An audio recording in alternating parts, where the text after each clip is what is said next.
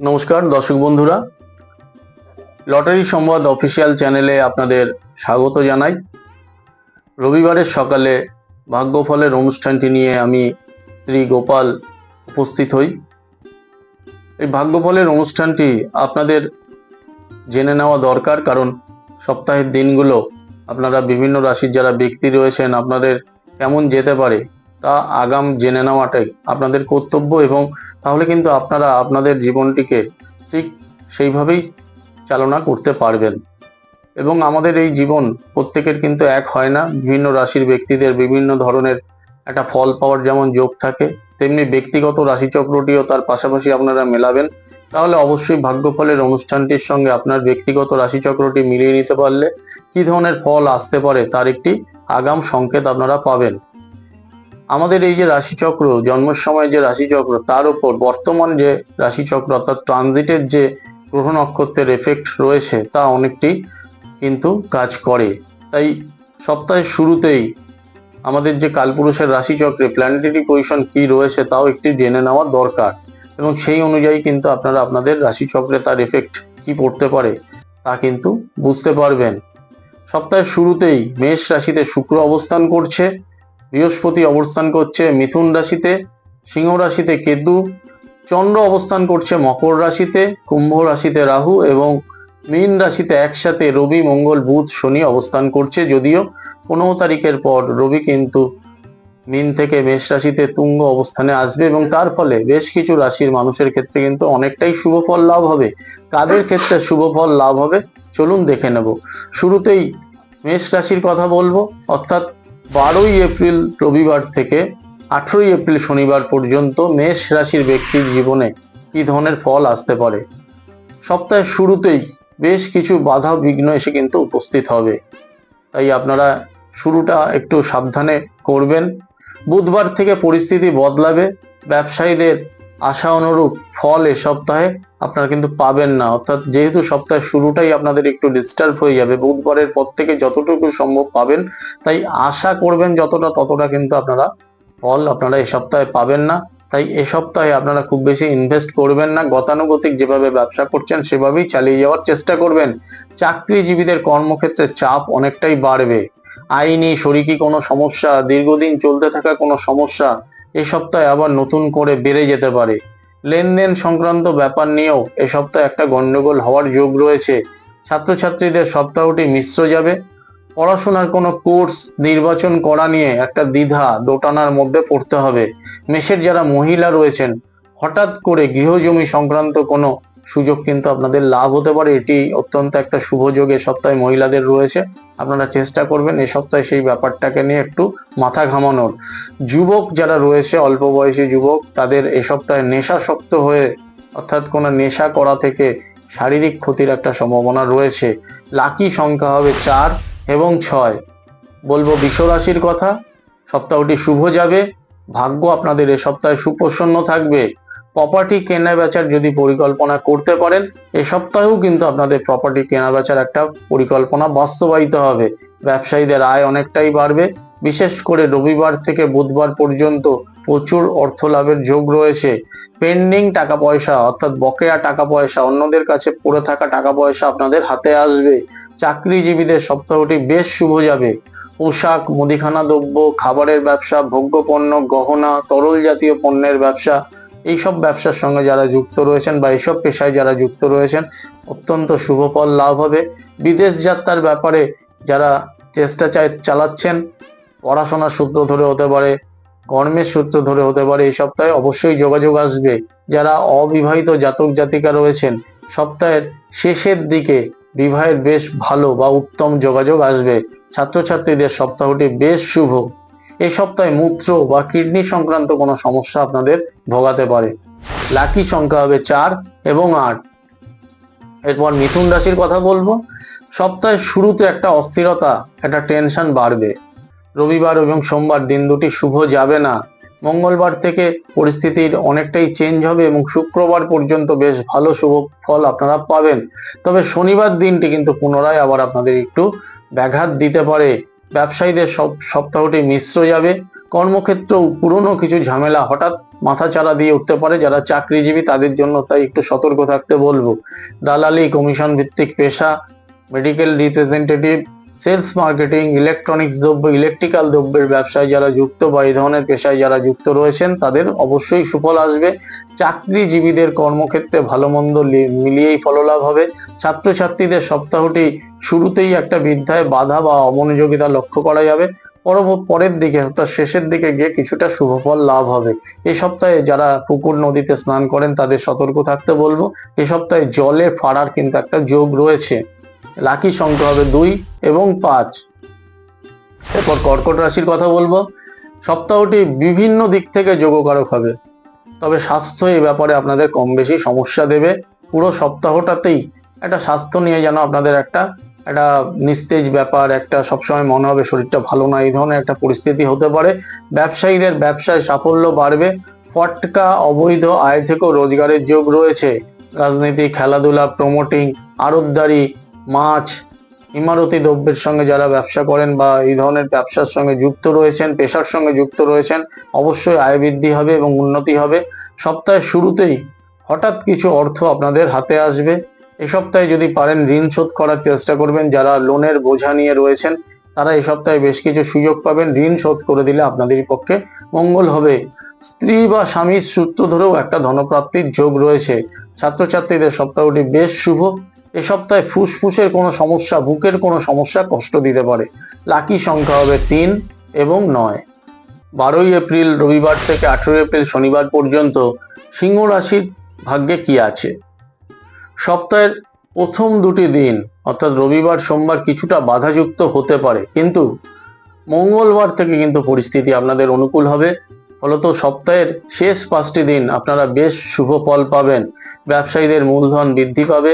বিশেষ করে যারা সিজনাল ব্যবসা করেন অর্থাৎ সময়ের সাথে সাথে ব্যবসা চেঞ্জ করেন, কিছুদিনের জন্য এই ব্যবসাটা করলেন, আবার যখন যেটার মনে হলো তখন সেই ব্যবসাটা করলেন, এই সিজনাল ব্যবসায় যারা যুক্ত রয়েছেন তাদের আয় বৃদ্ধি হবে, পটকা রোজগারও হবে।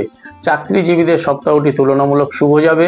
উচ্চশিক্ষা বা হায়ার ম্যানেজমেন্ট, MBA সংক্রান্ত পড়াশোনায় যারা যুক্ত রয়েছেন এই সপ্তাহে কর্মলাভেরও যোগ রয়েছে। সিংহ রাশির যারা মহিলা রয়েছেন তাদের কিছুটা অস্থিরতা বাড়বে।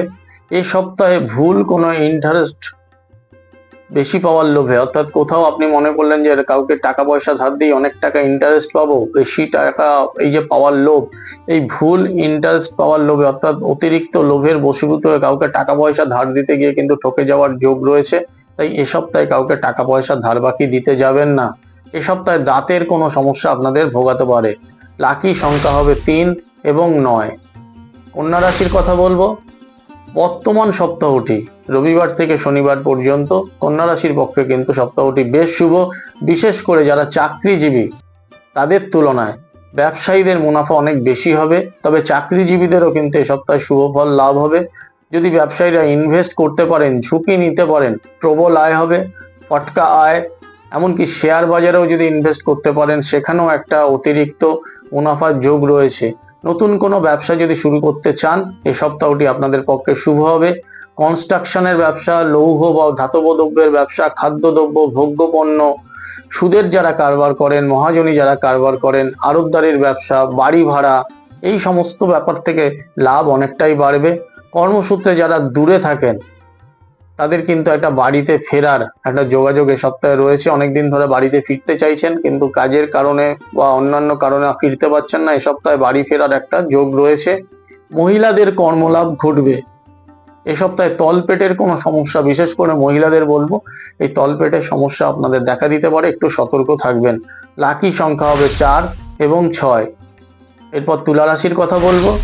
তুলার যারা ব্যক্তি রয়েছেন এ সপ্তাহে আপনাদের ভালো এবং মন্দ দু ধরনের ফল লাভ হবে, অর্থাৎ মিশ্র ফল লাভ হবে। সপ্তাহের প্রথম 4টি দিন শুভ হলেও বৃহস্পতি, শুক্র এবং শনিবার এই 3টি দিন কিছুটা প্রতিকূলতার মুখোমুখি আপনাদের করাবেই। ছাত্রছাত্রীদের পড়াশোনায় অস্থিরতা চলবে।